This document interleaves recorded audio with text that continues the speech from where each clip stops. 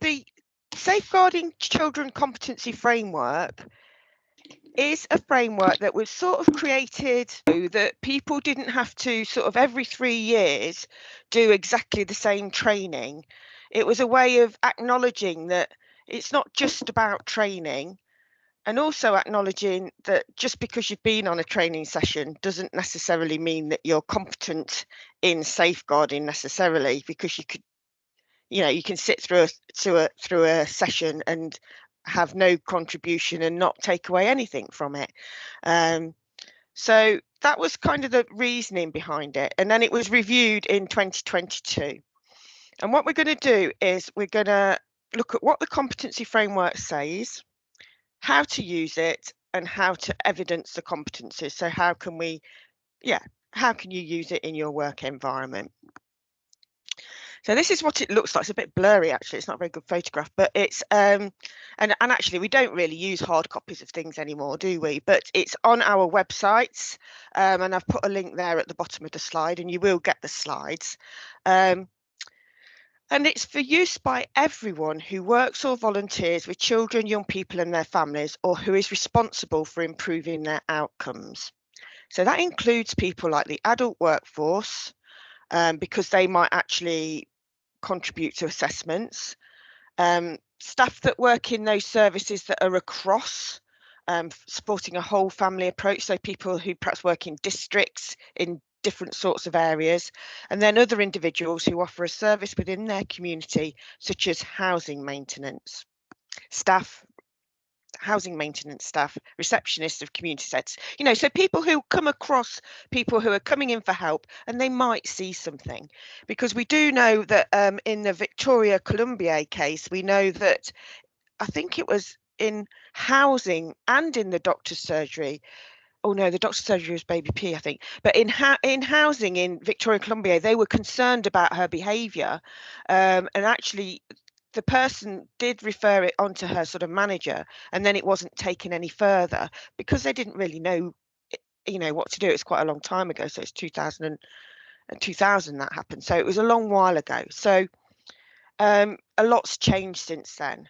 And we have to ensure that all those people involved in safeguarding or who might see something know what to do. So there are some areas that wouldn't use this. So schools have their own framework. As to health, they have their own framework, and they match across. So we're not asking you or people who use it to do any other anything that they're not doing. The police have their own sort of framework as well. So there's agencies that have their own frameworks, and this sort of sits alongside those, really. And I mean, we would have liked to have made it mandatory, but we don't really have the kind of ability to do that. But it's definitely a good way to keep track of your own staff. I know it's used widely across nurseries and early years, and in early help, actually. In a lot of early help settings it's used.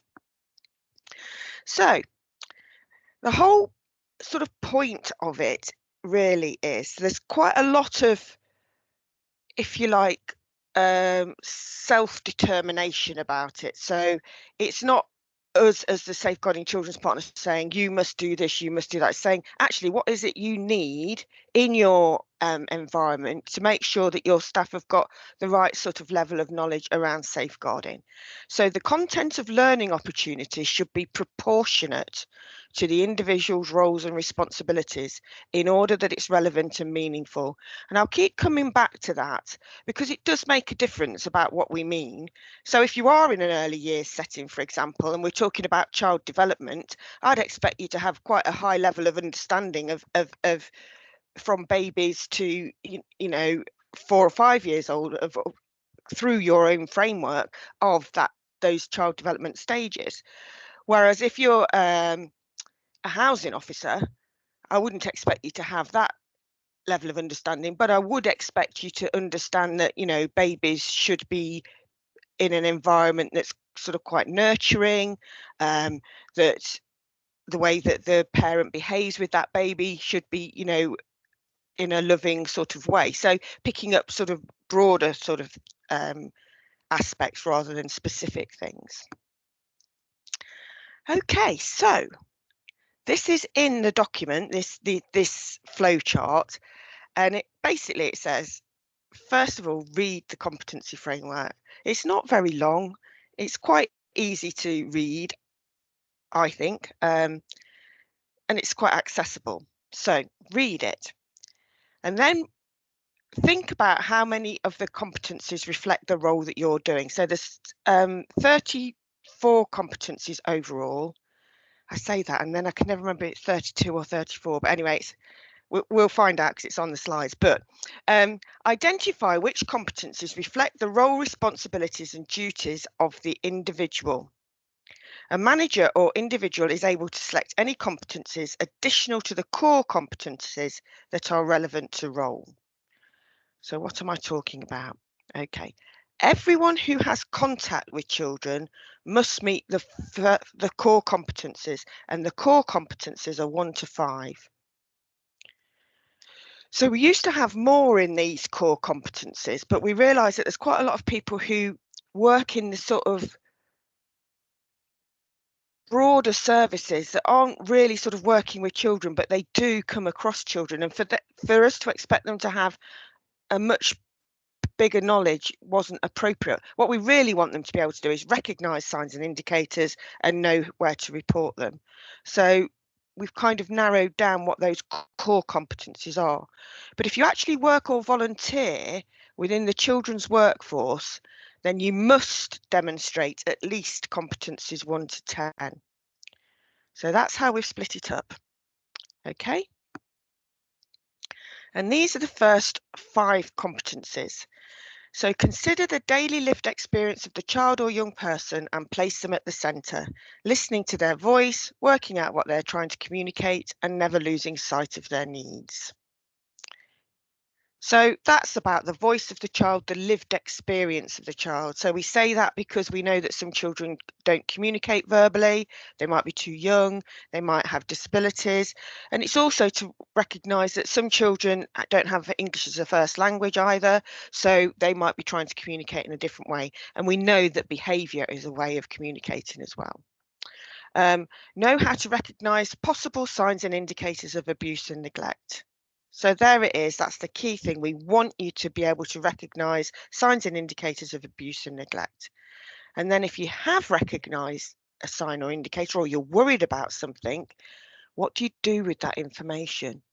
Where do you take it? How should it be recorded? Who should share it with? So all of those things you need to know in your role. And if you think about this, this is 1 to 5. So these are people who might not work in the children's workforce. And I recently was approached by a cleaning company who don't work with children, but they clean a school. They clean schools after hours usually, but they still come into contact with some children, and their company had asked for them to have safeguarding training, which I think is actually a really positive thing.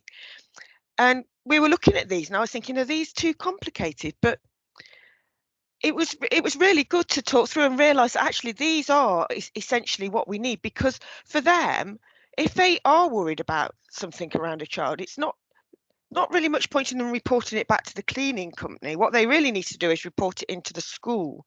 So it was kind of thinking about where should they go, and they had to think about who their point of contact would be in the school. So that made perfect sense in that way.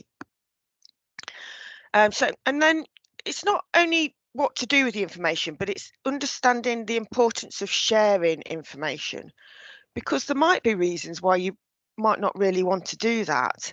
Particularly if you're a cleaner in the school, you might know the family, you might not think it's not your place, you might be worried about repercussions.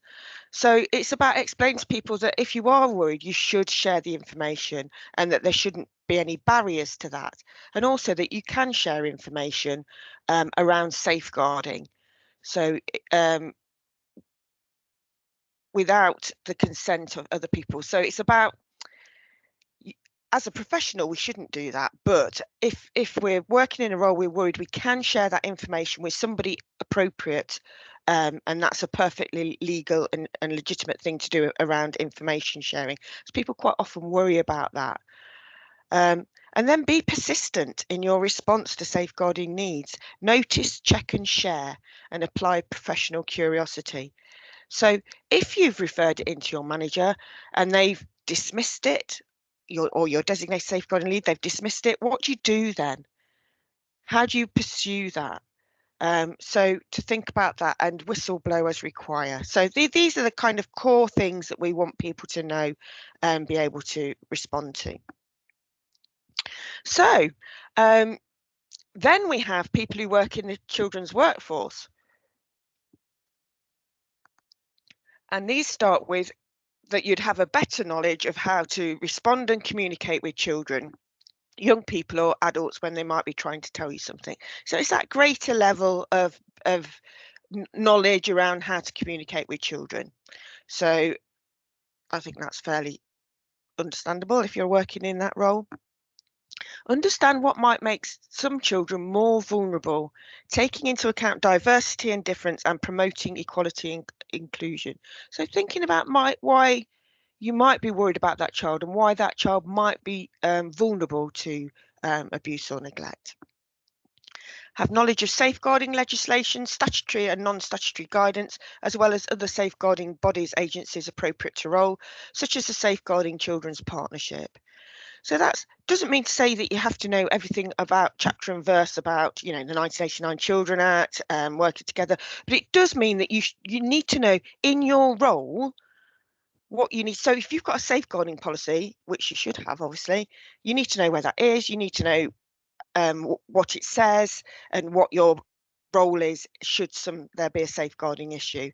And also where you sit kind of in terms of if a referral goes in, if you're a DSL, you know, what the threshold is. So you'd need to know the threshold document if you're a designated safeguarding lead and understand where the point of referral might be.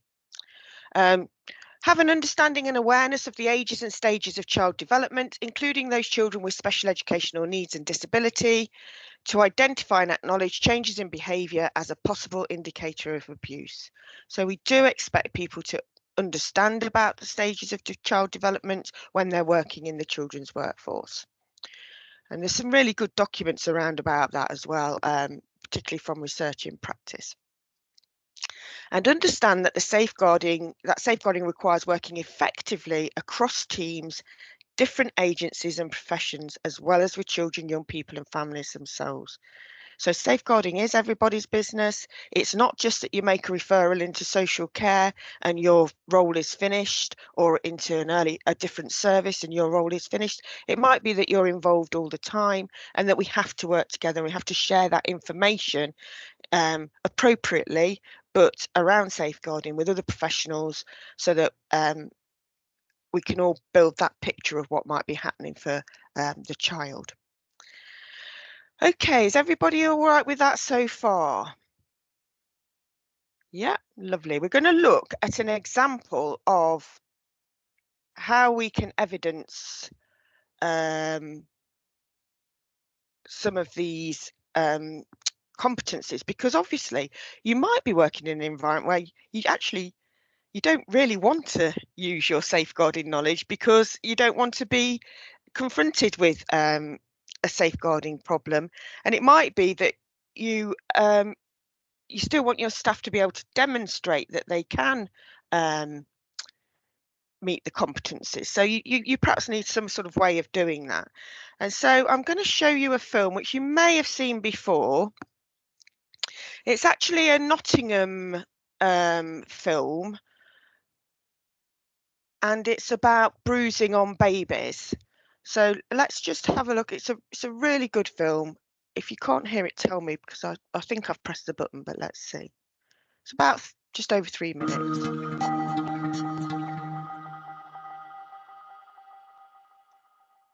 You're not yet halfway through the afternoon and you're already behind with your appointments. And it's my 2-month check, so you've asked Mum to slip off my baby grow, and you notice a small bruise on my chest. So, how are you going to deal with that? You can't ignore it. Oh yeah, I noticed it in the morning. It wasn't there the night before. Maybe she lay on her dummy?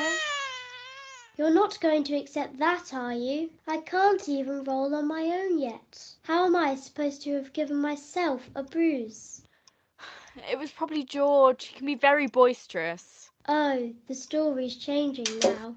He can sometimes be a bit rough, but it's very unlikely he has caused the bruise.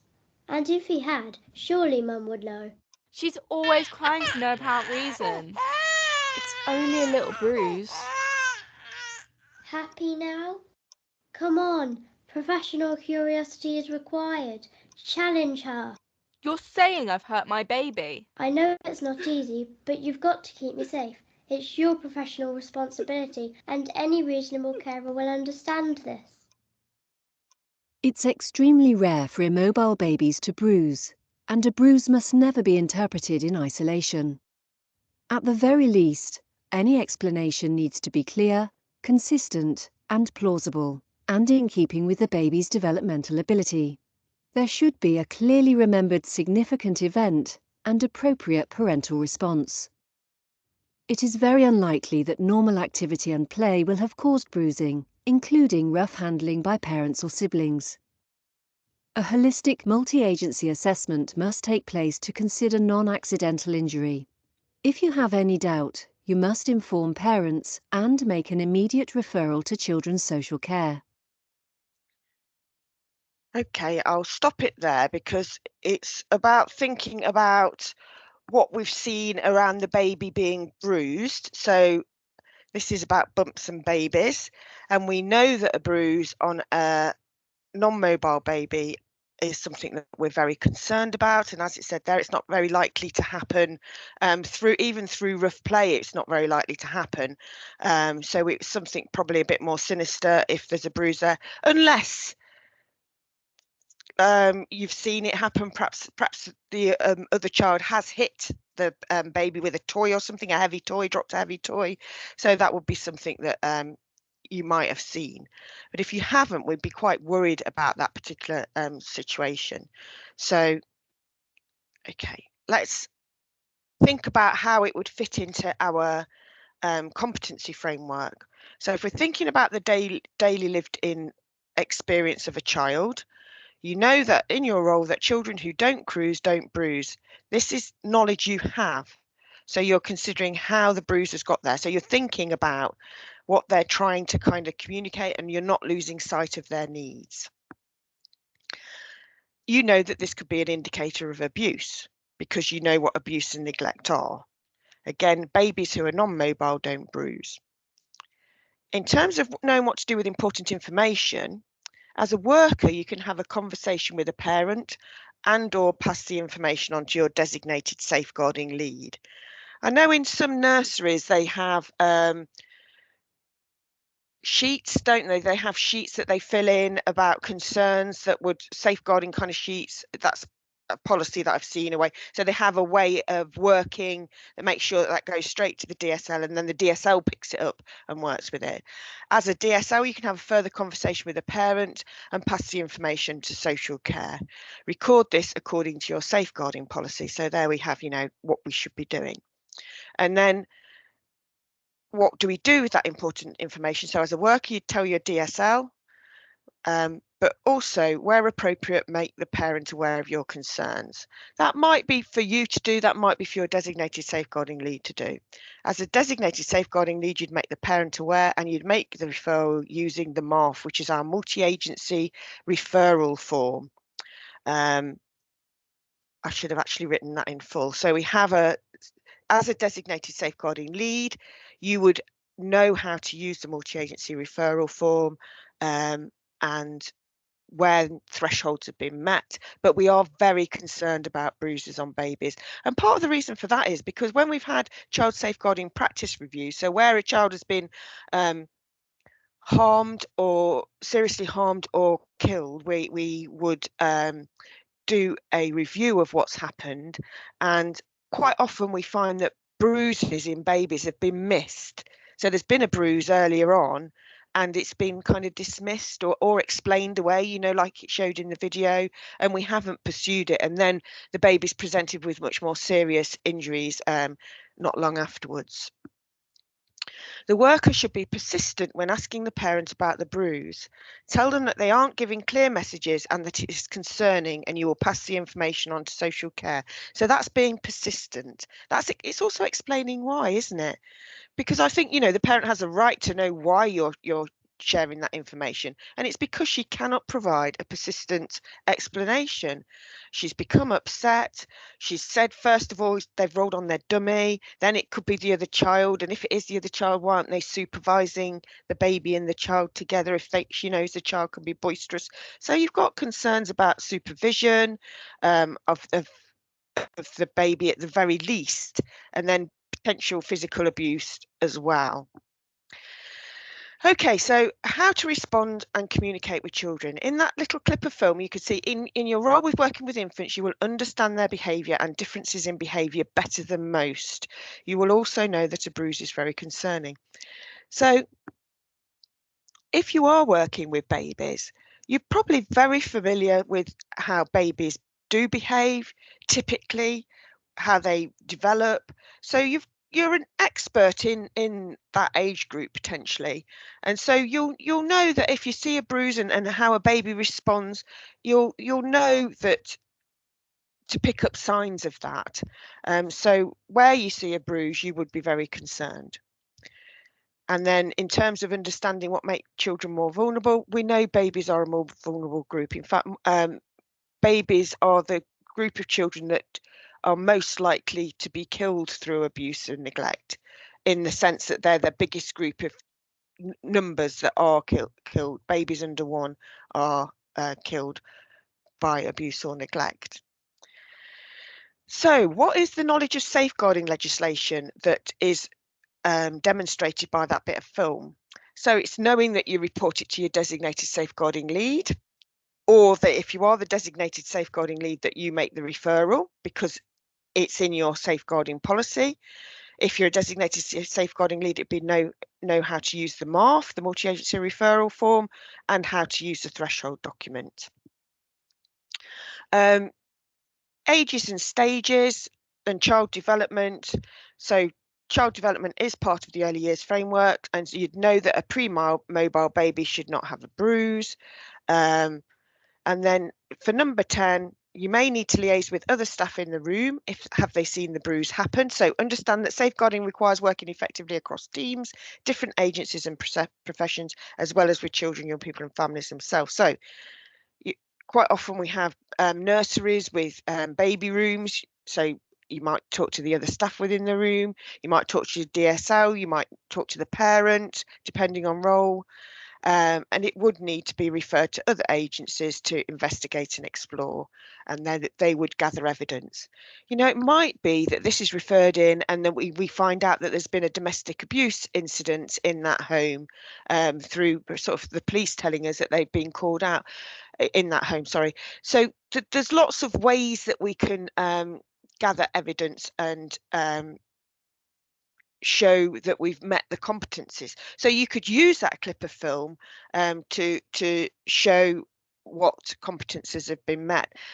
It was actually quite difficult to find a clip of film about a baby. I trawled through quite a few sort of actual, films, as in a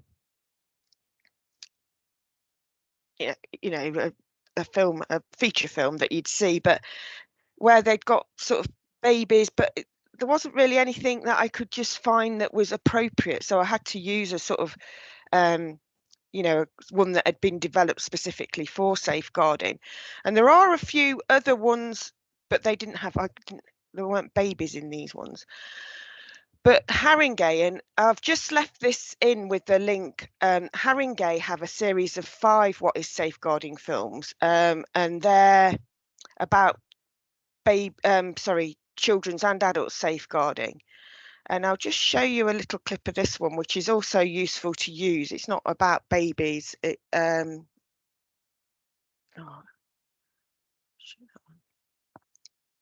So this particular bit of it is about a child and a housing officer. So I'll just show you this. I went out on a home visit one day, myself and a colleague, to talk to the tenant about rent arrears and their benefits. And on getting there, knocked on the door. Child answered the door from the inside, didn't open the door, and asked who it was. I said I was from the council, needed to speak to the mother. He said, well, my mum's not here. And I instantly realised, okay, this child I was talking to couldn't have been more than 5-6 years old, chatting with us very freely through the letterbox. At first he said she'd popped out to the shops, and then we said, okay, we'll wait until she came back. Half an hour later, she still wasn't back. At this point, we started to get a bit concerned. When I realised that the child was on their own, I was anxious, worried. The neighbour confirmed that the parent, they were a single mother, often left the child to go to work. So she would leave the child on their own. I had to contact my manager, who then contacted social services, but yes, social services came in and took over the situation. It could have happened on a different occasion where the child could have come to harm, because anything could happen. That is neglect. So those series of films actually have quite a few different sort of safeguarding scenarios, and they tell you how to respond. So they're really good. They're really useful as a tool, I think.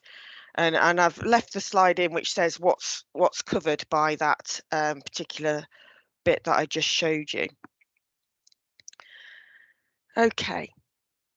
And for this one, there are other competencies as well. I'll left those in as well. So it's not only in the first 10, it's 13 as well. So know how to assess risk, need, and to follow procedures, pathways to engage with appropriate services. So the worker knew that she needed to call her manager, and she needed her manager to call social services. So they knew how to assess that risk because there was a worry about neglect there. It goes on to say in that clip of film that, of course, the mum probably needs help. So it's about helping to safeguard the child, but also perhaps putting in some supports for mum so she doesn't have to leave the child on its own while she goes shopping or to work or whatever else. Okay, so these are all the rest of the competencies, and I'm not actually going to talk through them. They're here on the slides for you to see, and they're also in the document. Oh, there's 32. I don't know why I've got a mental block about how many there are, and I keep saying 34. So there's 32 of these. And you don't have to do all 32. You have to do the first 5 or the first 10, depending on what role you're in. So you'd have to do the first 10 if you're in the children's workforce, plus any of these that are relevant to your role. And there'll be different ones for different people. So lead and promote the reflective supervision and appraisals of staff will be somebody who's a manager, who needs to supervise their team and appraise their team. If we look at another one, ability to give feedback and offer a professional challenge to colleagues across agencies or those you're advising. That might be an early years advisor type of role. So you're offering feedback, you're talking about how their services run, and saying how they need to update them or change them in whatever way. And then I'll just pick another one. Ensure plans and targets for safeguarding children are embedded at a strategic level across the organisation. Well, obviously, that's more of a strategic role, isn't it? So that's for someone who is perhaps the safeguarding lead for an organisation, a CEO. I don't know, they perhaps have somebody who is in safeguarding to do that. But, you know, it's for somebody else in a strategic role to do that kind of thing. Okay, so we've only got to part 2 of the flow chart. So once we've decided on our competencies, we have to plan appropriate learning opportunities so that people can meet those competencies, and make sure that they can access them or that you provide them. And these are some of the activities. So talk courses, so training, practice-based workshops, e-learning workbooks, personal research, reading. There's loads and loads of information you can access sort of on the internet. So there's some quite good documentaries. When reports are released of sort of national importance, there's quite often some sort of discussion around that. So self-directed learning, distance learning, mentoring and shadowing, a really good way to learn and to show people how you would like things done.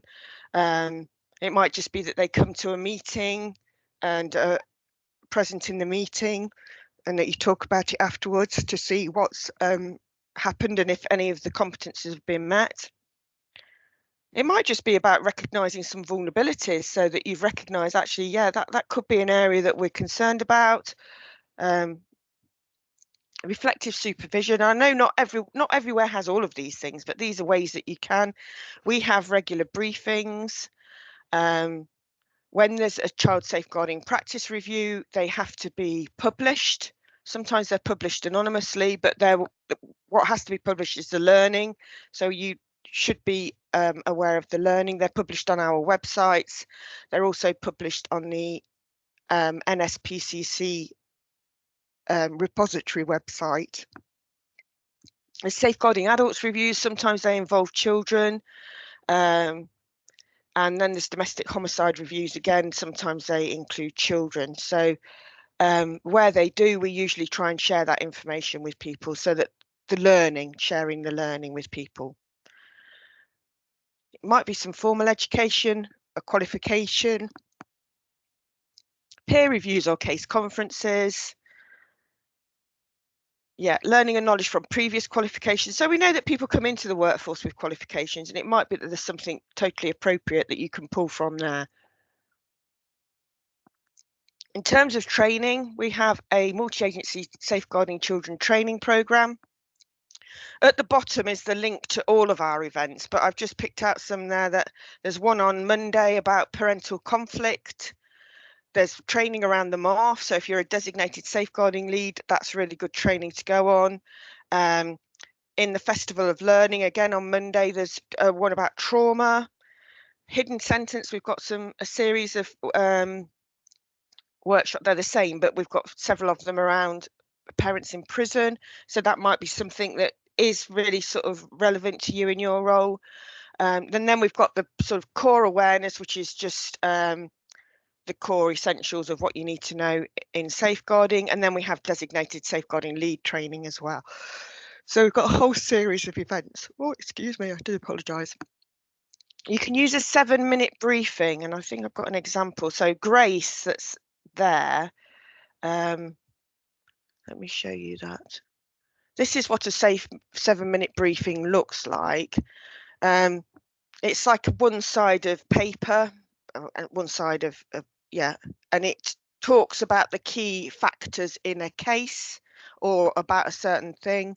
So this is a really good one about a child who was harmed and quite serious injuries, and there were other issues involved, such as the trilogy of risks, so alcohol, domestic abuse and mental health. Baby's father had epilepsy, short-term memory loss and anger management issues attributed to shaken baby syndrome, so he had been a shaken baby. So they're really good ways. So you introduce them perhaps in a group team meeting, and then discuss how you could use them. That's quite a good tool, and there's several of those on the websites. We've got tools that we've developed around professional curiosity. I didn't open these. Let me see if I can open it now. I don't know if that's opening anything. Let's have a look. But they're in these slides. They're really good because they offer, no, it's not opening. They offer scenarios about professional curiosity and how you can ask questions, because I know people quite often worry about asking questions. And then it talks about working with resistance, so sort of that disguised compliance sort of stuff, where people just kind of say what we think they want us to say, but they can be compliant or avoid you as well. So there's different ways of them resisting being involved. So that's a really good tool to use in your teams. I know the children's social care trainer used the professional curiosity for a whole training session, use that particular document for her newly qualified social workers, but it's accessible at all levels around professional curiosity. So when you've met your competencies, we've got loads of ways you can meet them. When you've met them, the manager and worker would provide the evidence and record that the competencies have been achieved. Evidence recorded must refer to a learning activity that has taken place in the last 12 months.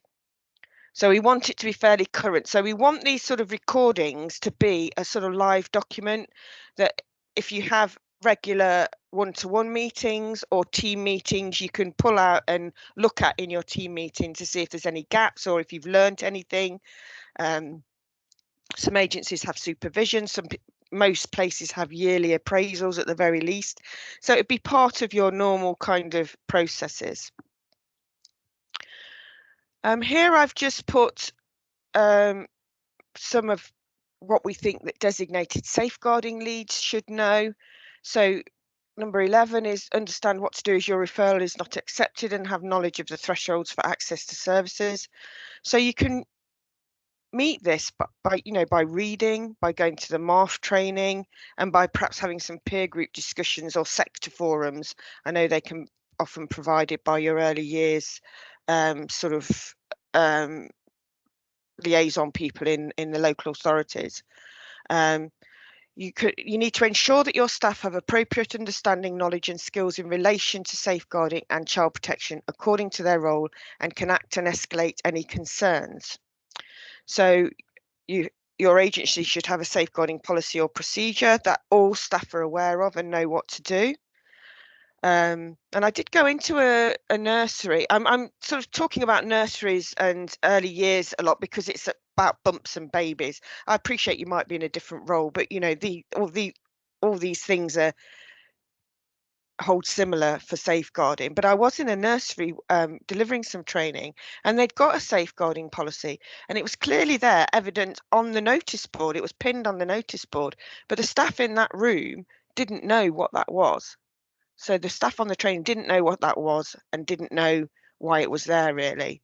So it's about making it clear that, you know, they need to know. Hopefully they won't need to use it, but if they do, they need to know where it is and you know how to access it really. So you might have a program of training for your staff.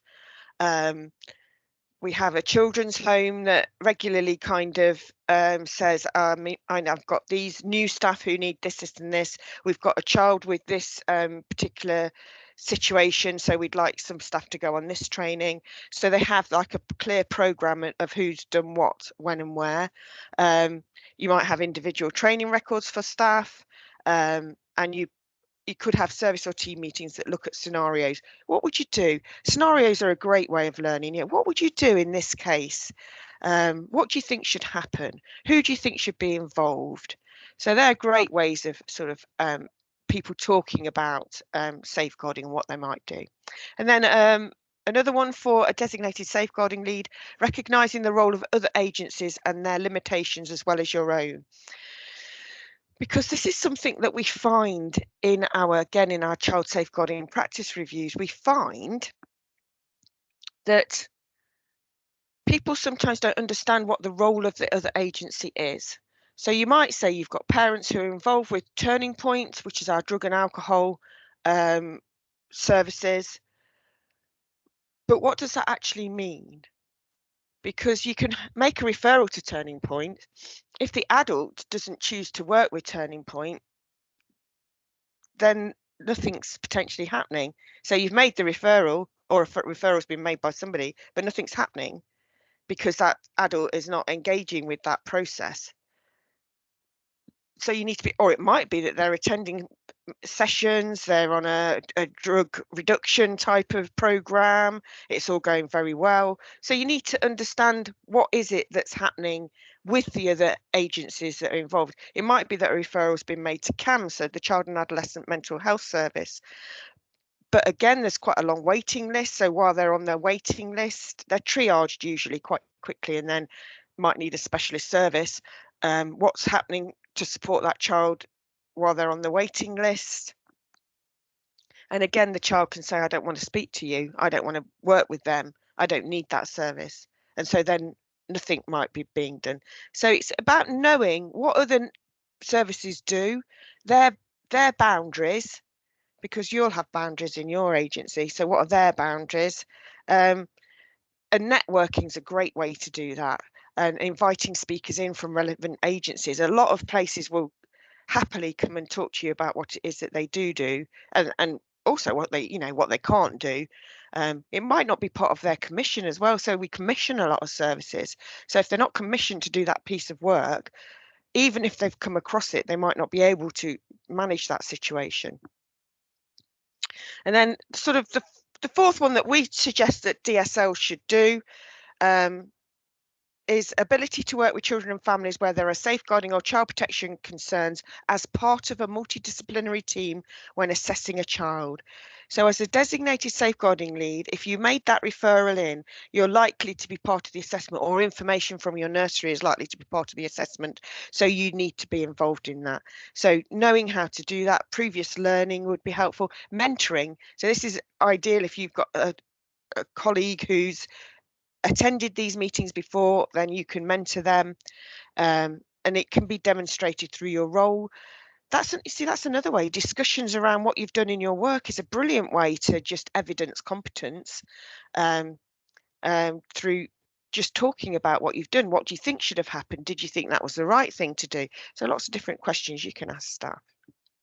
And then remember to review.